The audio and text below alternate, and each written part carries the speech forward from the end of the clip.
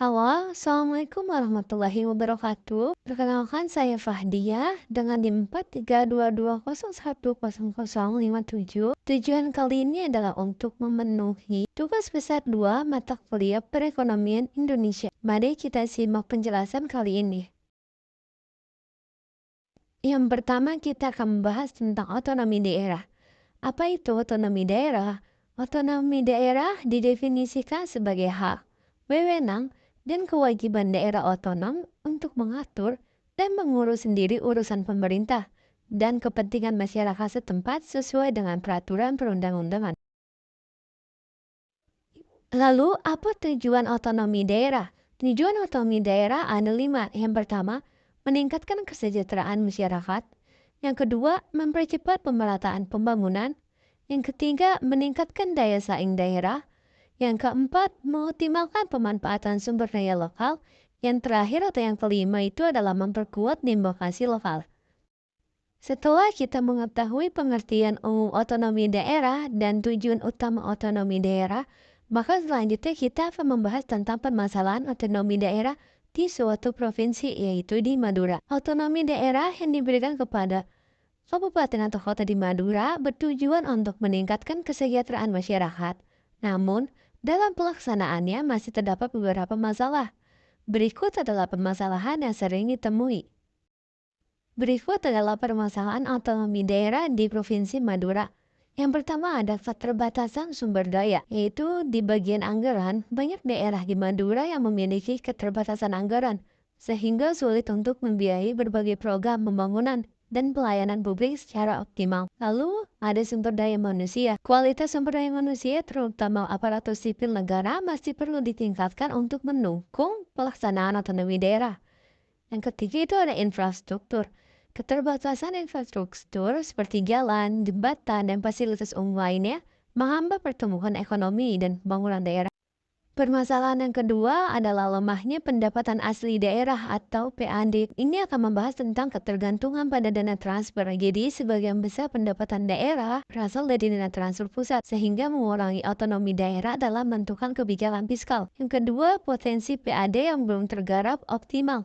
Jadi, banyak potensi PAD atau pendapatan asli daerah yang belum tergarap secara maksimal seperti pajak daerah dan retribusi.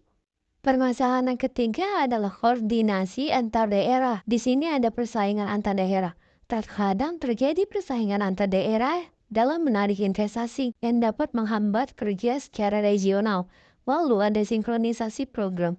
Di sini kurangnya koordinasi dalam perencanaan dan pelaksanaan program pembangunan antar daerah dapat menyebabkan inefisiensi. Selanjutnya ada permasalahan keempat, kelemahan kelembagaan. Yang pertama ada kapasitas birokrasi. Kapasitas birokrasi daerah dalam merumuskan kebijakan, melaksanakan program, dan melakukan pengawasan masih perlu ditingkatkan. Lalu ada akuntabilitas. Rendahnya akuntabilitas dalam pengelolaan keuangan daerah dapat menyebabkan terjadinya korupsi dan penyimpangan anggaran. Yang kelima ada permasalahan sosial budaya. Pembahasan pertama ada kemiskinan. Tingkat kemiskinan di beberapa daerah di Madura ini masih cukup tinggi sehingga membutuhkan perhatian khusus. Lalu ada pendidikan. Kualitas pendidikan pun masih perlu ditingkatkan untuk meningkatkan kualitas sumber daya manusia. Yang ketiga ada kesehatan. Di Madura, akses masyarakat terhadap layanan kesehatan masih terbatas, terutama di daerah-daerah terpencil. Lalu, untuk permasalahan terakhir adalah potensi konflik. Terdapat dua, yaitu konflik lahan dan konflik antar kelompok. Konflik lahan, persoalan tanah, dan konflik agraria menjadi masalah yang sering terjadi di daerah. Lalu ada konflik antar kelompok. Adanya perbedaan kepentingan antara kelompok masyarakat, ini dapat memicu konflik. Pembahasan selanjutnya adalah kebijakan pemerintah pusat dalam menanggulangi masalah daerah di Provinsi Madura. Madura, pulau dengan kekayaan budaya dan potensi sumber daya yang besar, masih menghadapi berbagai tantangan seperti kemiskinan, infrastruktur yang kurang memadai, dan terbatasnya akses terhadap layanan publik. Pemerintah pusat telah berupaya untuk mengatasi permasalahan tersebut melalui berbagai kebijakan dan program pembangunan. Beberapa kebijakan utama yang telah dan sedang dilaksanakan antara lain pembangunan infrastruktur. Pertama ada Jembatan Suramadu. Proyek ini telah menghubungkan Pulau Madura dengan Pulau Jawa, meningkatkan aksesibilitas dan membuka peluang ekonomi baru. Yang kedua, ada peningkatan jalan dan jembatan. Pemerintah terus berupaya meningkatkan kualitas dan jaringan jalan serta jembatan di Madura untuk mendukung konektivitas antar daerah. Yang ketiga, ada pelabuhan dan bandara. Pengembangan pelabuhan dan bandara di Madura ini bertujuan untuk meningkatkan konektivitas laut dan udara, serta memperlancar arus barang dan penumpang. Lalu ada pengembangan ekonomi. Yang pertama ada sektor pertanian. Pemerintah memberikan dukungan kepada petani Madura melalui program-program penyuluhan, bantuan benih, serta pengembangan teknologi pertanian. Lalu ada sektor perikanan. Pengembangan sektor perikanan ini dilakukan melalui meningkatkan kualitas armada kapal, penyediaan sarana, dan prasarana perikanan, serta mengembangkan pasar. Lalu ada sektor pariwisata. Pemerintah mempromosikan potensi wisata di Madura seperti wisata bahari, budaya, dan religi, serta membangun infrastruktur pendukung pariwisata. Yang terakhir ada kredit usaha rakyat atau KUR. Program ini diberikan kepada pelaku usaha kecil dan menengah di Madura untuk meningkatkan akses terhadap permodalan. Lalu ada peningkatan sumber daya manusia. Yang pertama ada pendidikan. Pemerintah meningkatkan akses masyarakat Madura terhadap pendidikan yang berkualitas melalui pembangunan sekolah, penyediaan beasiswa, dan program-program peningkatan mutu guru. Lalu ada kesehatan. Pemerintah meningkatkan akses masyarakat Madura terhadap layanan kesehatan melalui pembangunan puskesmas, rumah sakit, dan program-program kesehatan masyarakat. Kebijakan selanjutnya ada pemberdayaan masyarakat. Yang pertama ada program kerja harapan atau PKH. Program ini memberikan bantuan tunai kepada keluarga miskin untuk memenuhi kebutuhan dasar. Lalu ada program usaha mikro, kecil, dan menengah atau UMKM. Pemerintah memberikan berbagai pelatihan pendampingan kepada UMKM di Madura untuk meningkatkan daya saing. Lalu yang ketiga ada pemberdayaan perempuan. Pemerintah mendorong peran perempuan dalam membangun melalui berbagai program pemberdayaan. Kebijakan yang terakhir ada otonomi daerah. Pemerintah memberikan kewenangan yang lebih luas kepada pemerintah daerah di Madura untuk mengelola sumber daya alam dan mengatur urusan pemerintahan sendiri. Pembahasan selanjutnya adalah kebijakan fiskal untuk mempercepat pembangunan struktural di Indonesia. Apa sih kebijakan fiskal? Kebijakan fiskal merupakan instrumen yang penting yang digunakan pemerintah untuk mencapai tujuan pembangunan ekonomi, termasuk percepatan pembangunan struktural. Kebijakan ini berkaitan dengan peraturan penerimaan dan pengeluaran negara.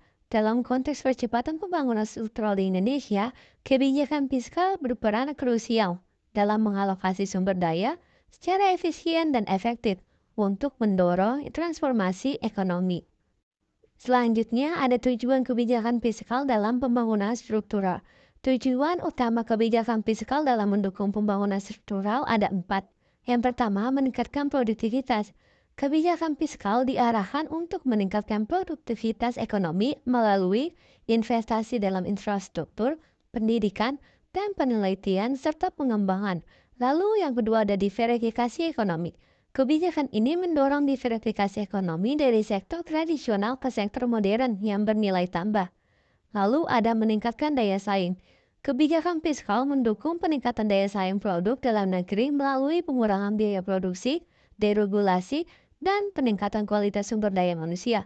Yang terakhir ada mendorong inklusivitas. Kebijakan fiskal diarahkan untuk mengurangi ketimpangan dan meningkatkan kesejahteraan masyarakat melalui program-program perlindungan sosial dan pemberdayaan masyarakat. Lalu ada instrumen kebijakan fiskal. Beberapa instrumen kebijakan fiskal yang dapat digunakan untuk mencapai tujuan tersebut. Yang pertama ada pengeluaran pemerintah. Di sini ada investasi infrastruktur. Pembangunan infrastruktur yang memadai seperti jalan, pelabuhan, bandara, dan jaringan telekomunikasi sangat penting untuk mendukung pertumbuhan ekonomi. Lalu ada pendidikan dan kesehatan. Investasi dalam pendidikan dan kesehatan akan meningkatkan kualitas sumber daya manusia dan produktivitas. Lalu ada penelitian dan pengembangan. Pendanaan untuk kegiatan litbang akan mendorong inovasi dan pengembangan teknologi baru. Instrumen kebijakan fiskal yang kedua ada penerimaan pemerintah. Di sini ada 2 yaitu pajak. Reformasi pajak diarahkan untuk meningkatkan efisiensi dan keadilan sistem perpajakan, serta memperluas basis pajak. Lalu yang kedua ada penerimaan negara bukan pajak atau PNBP. Optimalisasi PNBP dari pengelolaan sumber daya alam dan aset negara. Instrumen kebijakan fiskal yang terakhir adalah defisit anggaran.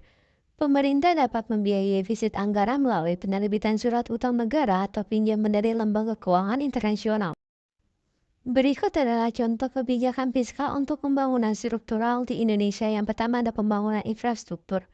Program pembangunan jalan tol, pelabuhan, dan bandara yang masif. Lalu ada program Kartu Indonesia Pintar atau KIP. Program ini memberikan bantuan biaya pendidikan kepada siswa dari keluarga yang kurang mampu. Selanjutnya ada program Keluarga Harapan atau PKH, memberikan bantuan tunai kepada keluarga miskin untuk memenuhi kebutuhan dasar. Lalu yang keempat ada pemberian insentif pajak, pemberian insentif pajak bagi perusahaan yang melakukan investasi di sektor-sektor prioritas.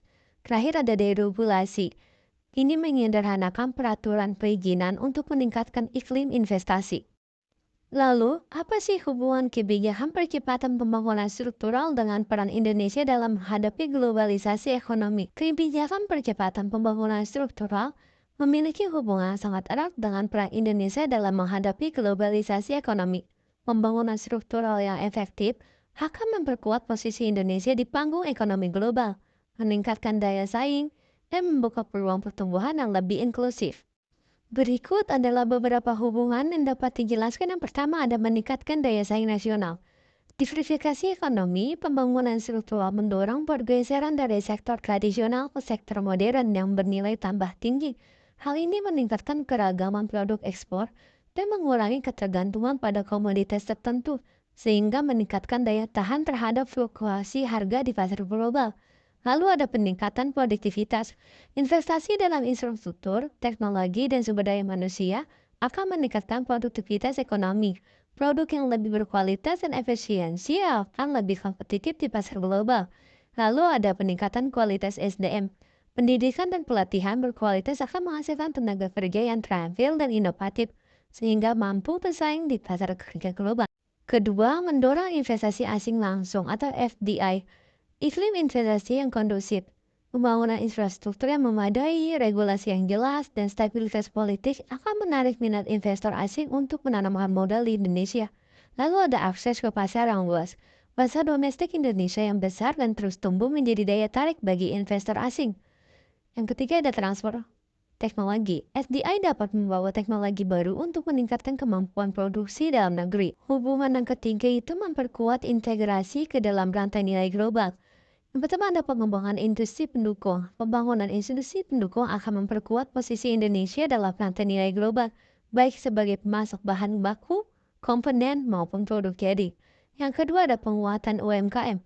Pemberdayaan UMKM akan meningkatkan kemampuan mereka untuk bersaing di pasar global dan menjadi bagian dari rantai pasok perusahaan multinasional. Lalu ada yang hubungan yang keempat, meningkatkan resiliensi ekonomi. Yang pertama ada diversifikasi sumber pendapatan. Pembangunan sektor-sektor baru akan mengurangi ketergantungan pada sektor tertentu dan melindungi ekonomi dari guncangan eksternal. Lalu ada penguatan sektor keuangan. Sistem keuangan yang kuat dan stabil akan melindungi ekonomi dari krisis keuangan global. Hubungan yang terakhir yang kelima itu adalah mendukung pembangunan berkelanjutan. Pemanfaatan sumber daya alam yang berkelanjutan. Pembangunan struktural yang harus memperhatikan aspek lingkungan dan sosial, sehingga dapat memberikan manfaat jangka panjang bagi generasi yang mendatang. Lalu ada pembangunan infrastruktur hijau. Investasi dalam infrastruktur yang ramah lingkungan akan mengurangi emisi karbon dan meningkatkan ketahanan terhadap perubahan iklim. Berikut adalah contoh kebijakan percepatan pembangunan struktural yang mendukung peran Indonesia di tingkat global. Yang pertama ada pembangunan kawasan industri. Yang kedua ada pengembangan ekonomi digital. Yang ketiga ada peningkatan kualitas pendidikan dan vokasi. Yang terakhir ada reformasi birokrasi. Selanjutnya aku membahas tentang tantangan dan hambatan yang dihadapi perekonomian Indonesia dalam persaingan global saat ini. Pada tantangan utama yang dihadapi di Indonesia pada persaingan global ini, ada 5. Yang pertama ada perubahan teknologi yang cepat. Yang kedua adalah perdagangan proteksionisme. Yang ketiga adalah perubahan iklim dan bencana alam. Yang keempat ada keterbatasan kualitas sumber daya manusia. Yang kelima adalah biaya logistik yang tinggi. Lalu apa sih hambatan internal perekonomian Indonesia? Hambatan internal perekonomian Indonesia itu ada 3. Yang pertama ada kualitas regulasi. Yang kedua ada ketergantungan pada sumber daya alam. Yang terakhir adalah kesenjangan pembangunan. Untuk mengatasi tantangan dan hambatan tersebut, pemerintah Indonesia perlu melakukan berbagai upaya. Yang pertama ada peningkatan kualitas sumber daya manusia. Hal ini melalui investasi dalam pendidikan dan pelatihan vokasi. Yang kedua ada reformasi birokrasi dengan mempercepat proses perizinan dan meningkatkan efisiensi pemerintahan. Lalu yang ketiga ada pengembangan infrastruktur. Membangun infrastruktur yang modern dan terintegrasi. Yang keempat ada diverifikasi ekonomi dengan mendorong pertumbuhan sektor-sektor baru seperti industri kreatif, teknologi informasi, dan pariwisata. Lalu yang kelima ada penguatan UMKM. Memberikan dukungan kepada UMKM untuk meningkatkan produktivitas dan daya asing. Yang terakhir ada kerjasama internasional. Hal ini dapat memperkuat dengan cara kerjasama antar negara lain di bidang perdagangan, investasi, dan teknologi. Oke, sekian pembahasan untuk tugas besar 2 perekonomian Indonesia. Kurang lebihnya mohon maaf. Wassalamualaikum warahmatullahi wabarakatuh. Bye-bye.